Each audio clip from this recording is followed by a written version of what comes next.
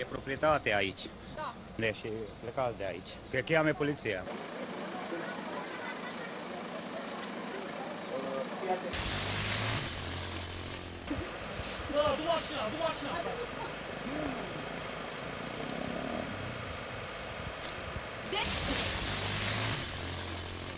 Vină încoace! A plecat acum la plimbare cu motocicleta? Cred că da. Care este? Dar nu se știe, că sunt mai multe, ați văzut. Da, a venit Sunt singur și sau cu mai mulți prieteni? Cu câți prieteni a venit? Cu câteva prieteni. Unde se duce acum? Aici este pe proprietatea tatălui. Da, este pe proprietatea tatălui său. Peisajul e foarte frumos. Știți